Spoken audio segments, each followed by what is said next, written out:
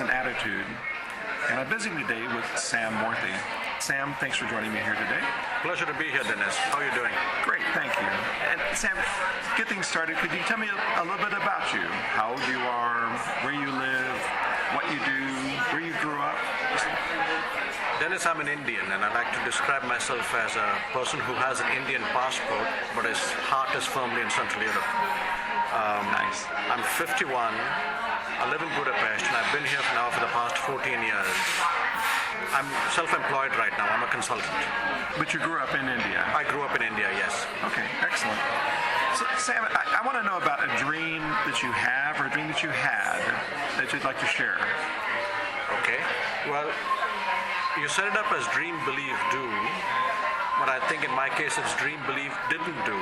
Okay. So let's hear about that. Yeah, but I don't think that didn't do was a negative. That's what I'd like to talk about.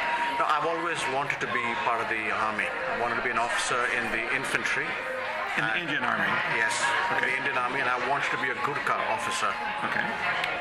I made up my mind that this is what I wanted to be, partly because of what I've read about the Ghurkas, partly from what I understood speaking to army officers, and specifically 2 or 3 Ghurka army officers, and they impressed me with the kind of men they are and the kind of soldiers they were.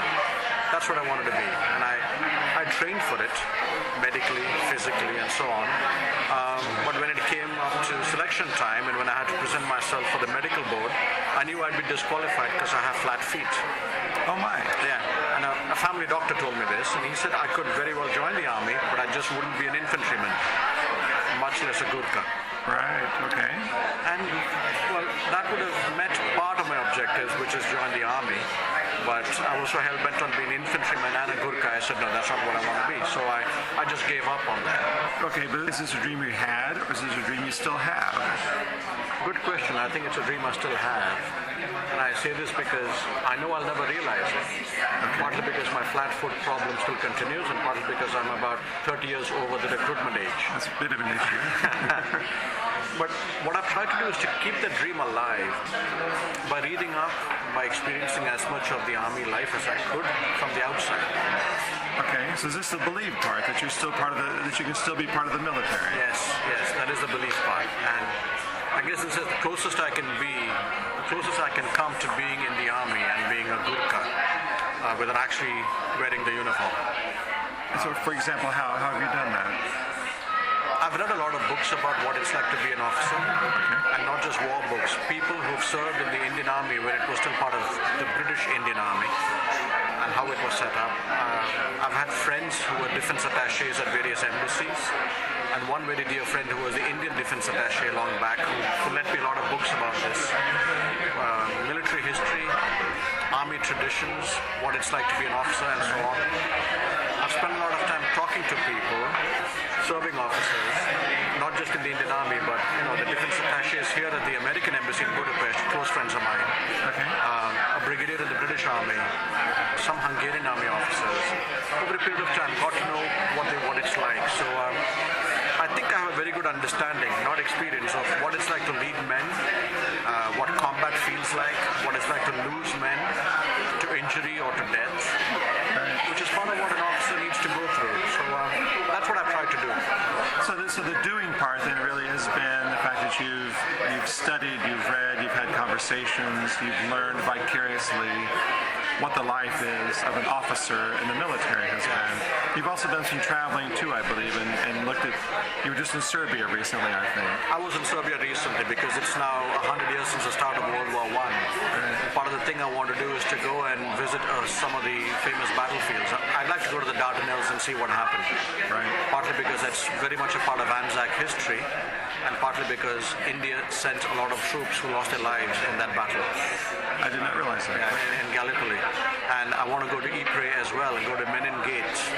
India contributes to the maintenance of that memorial. These are 2 places I want to see this year. That's cool. So what's been the most surprising thing that you found thus far in this journey that you're on? Frankly, how open people are to share their experiences. I mean, I've started conversations with officers at various levels, including Marines. And when you speak to them, they're usually very reticent. They say, you're just a guy who's asking a few questions about what it's like to bear arms and go into battle. But then, I guess guess it's the type of questions I ask. It has to do with what do you tell your men before you lead them into battle.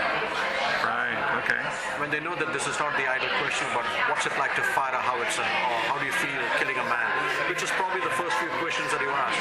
But my questions have a lot to do with how do you lead, and what do you do to keep morale. When you have an 18-year-old kid in your command, what do you do to keep him from getting scared?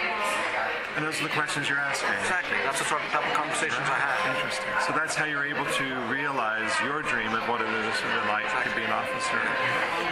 What advice would you give to somebody who's wanting to pursue their dream? A couple of things. I think not achieving a dream is not a loss, as long as you keep your dream in sight.